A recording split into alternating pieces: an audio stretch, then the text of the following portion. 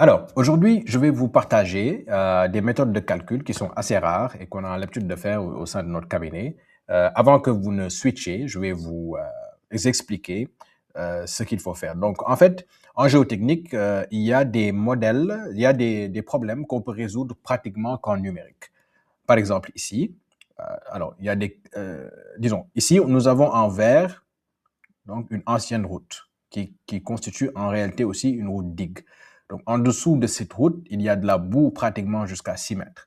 Donc, il y a des déformations importantes.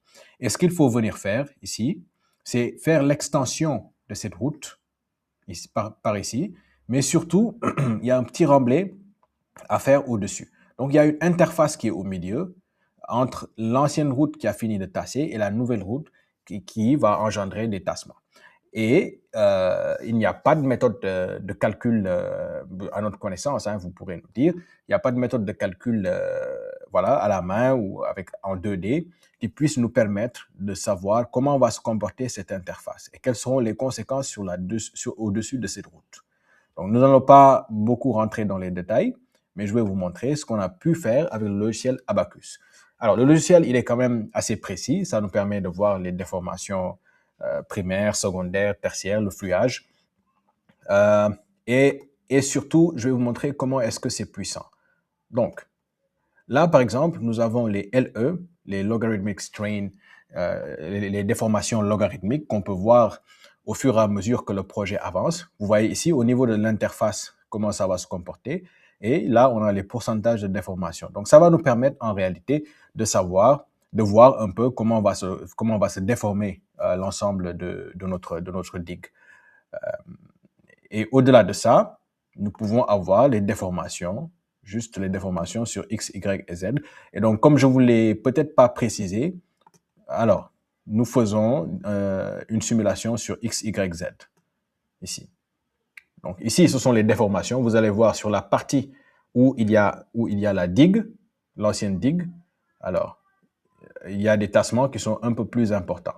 Et on pourra avoir les résultats à tout point du remblai. Donc, vous savez, au niveau des routes, ce qui se passe, c'est que les déformations admissibles sont très, très, très faibles.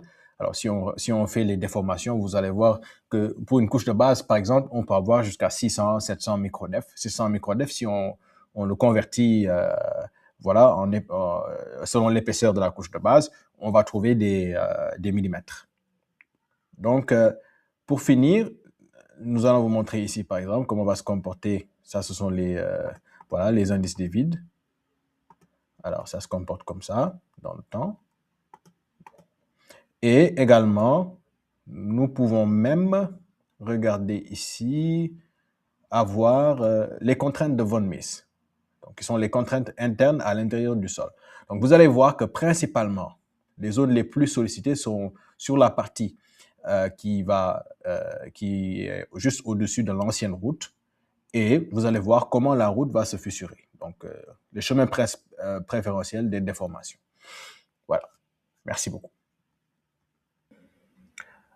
Alors, ce qu'il faut juste ajouter, c'est que également, on peut avoir en une seule simulation les contraintes, les déformations, les pressions interstitielles, les contraintes de von Mises et également le facteur de sécurité. Comment? En utilisant une méthode qui s'appelle le Strength Reduction Factors. Et ici, contrairement aux méthodes 2D, il n'y a pas de déformation, de forme de déformation imposée. Nous avons les déformations directement qui sortent comme ça avec le logiciel. Puis, on peut, selon les méthodes du Strength Reduction Factor, déterminer le facteur de sécurité. Je vous remercie pour le